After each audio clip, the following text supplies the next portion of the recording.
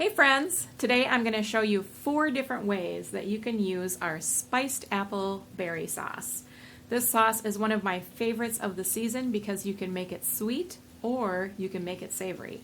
So today I'm going to show you 4 different ways. We're going to start with a bacon wrapped pork roast that is quite delightful.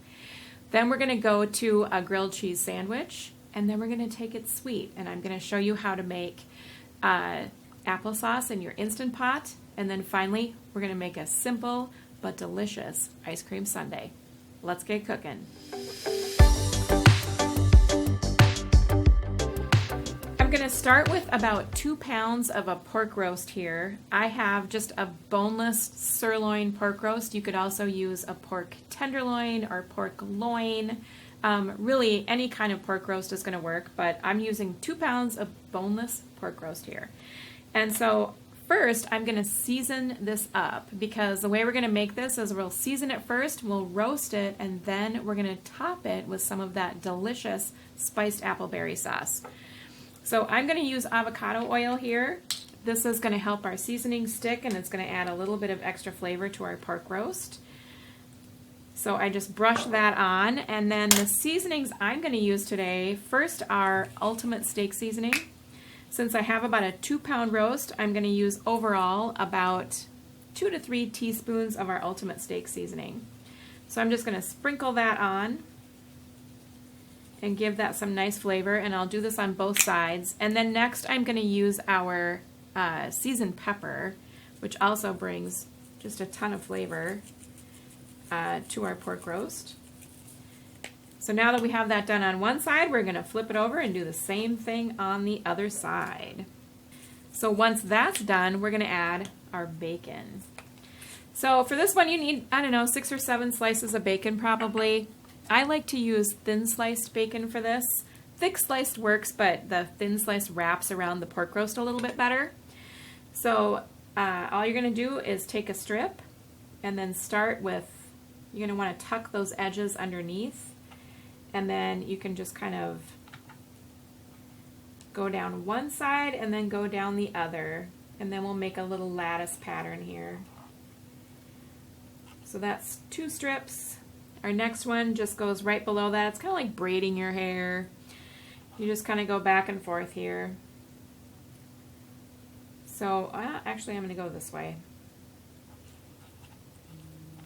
And then I'll do 2 more.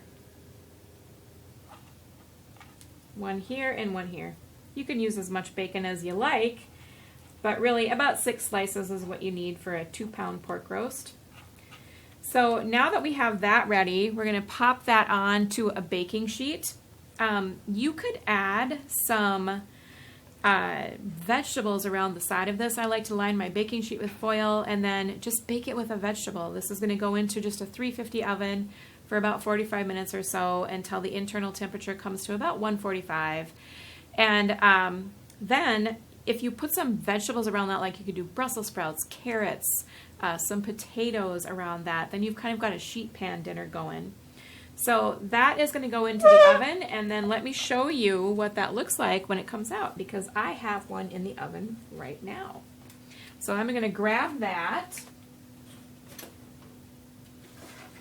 And you can see for mine, I put some Brussels sprouts on here, and they're nice and brown and roasted. I've got my beautiful pork roast here, and that is just such a simple dinner. It took us just a few minutes to put that together. You throw it in the oven, and then it's ready to go. And then once it's done, we're just going to drizzle some of our spiced apple berry sauce on the top. So that is one way to use our spiced apple berry sauce. Let's talk about another way. You know, you can really level up your grilled cheese game when you add our spiced apple berry sauce. So let me show you my favorite way to make a grilled cheese. I have here some rye bread, and honestly, if you can lay your hands on some Swedish rye, also known as limpa, that is extra delicious. But rye bread works just as well. I've got my rye bread and some softened butter here. I'm going to use your basic grilled cheese method by buttering the outsides of my bread. And then we are going to fill that up with some deliciousness. So here we go. First, a smear of our spiced apple berry sauce. This is the game changer, my friends. So I've got a little bit of that on there. I'm going to spread that out. And then I'm going to top it with some Swiss cheese. I have some nice thick cut Swiss cheese here. And you could stop right there, top it with your bread, your other piece of bread, and grill that up, and it is going to be delicious. But if you want to take it a step further, you could add some deli turkey, which I happen to have right here. And you could stop right there, top it with your other piece of bread, grill that up, and it's going to be amazing. But if you want to take it to level 3 grilled cheese, here's what you're going to do. I have here just some chopped cabbage, and I mixed that up with some of our Vidalia onion dressing. And I'm just telling you folks that the best coleslaw in the world is 2 ingredients. It's chopped cabbage and Tastefully Simple's Vidalia onion dressing. This just beats deli coleslaw or any other store-bought coleslaw, hands down, no debate, and it is so easy to make. You just buy a bag of chopped cabbage and you stir some of this in. So that's what I did. So I've got my coleslaw here. Again, this is just a bag coleslaw mix. So remember, we've got our bread with our spiced apple berry, our Swiss cheese, thick cut ideally, some turkey, and then I'm just going to pop on a little bit of this coleslaw that I whipped up.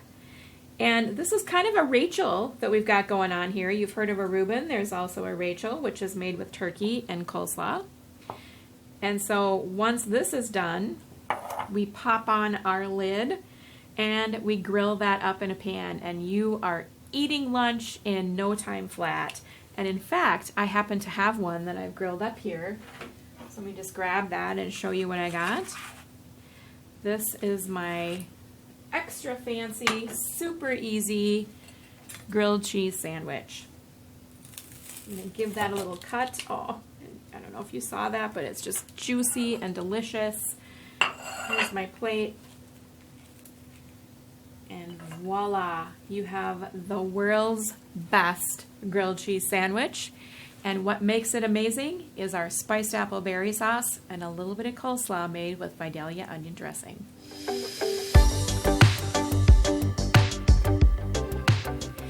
You can make 4 ingredient applesauce in your Instant Pot, and what really takes it over the top are 2 of those ingredients are from Tastefully Simple. We have our spiced apple berry sauce as well as our cinnamon spice seasoning. So let me show you just how easy this really is.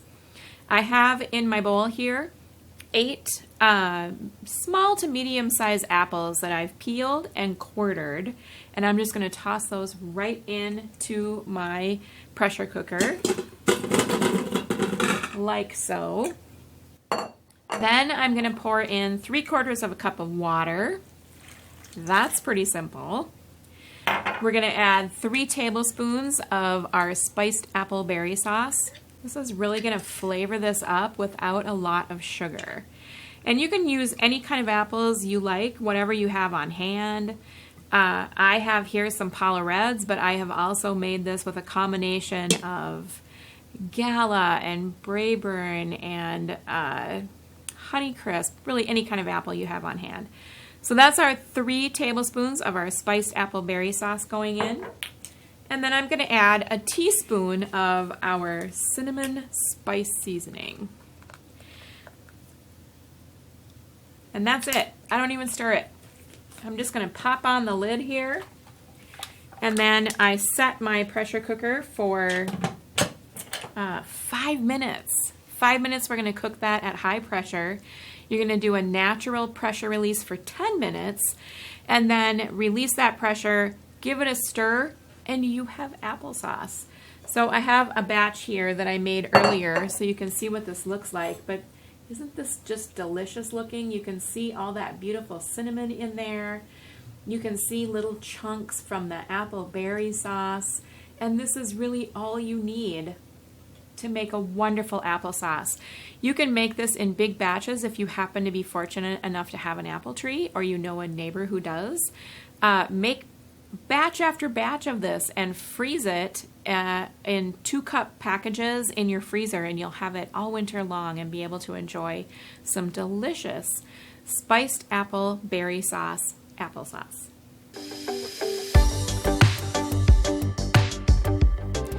One of the easiest ways to use our spiced apple berry sauce is to make a simple ice cream sundae.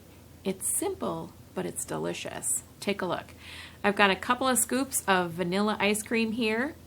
I'm going to top it with some of our spiced apple berry sauce. And again, this just brings so much flavor, and it's really elegant, it's beautiful looking, and it tastes simply divine.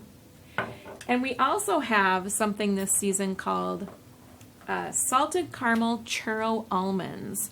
So I've crushed a few of those up, and I'm going to top our sundae with some crushed churro almonds.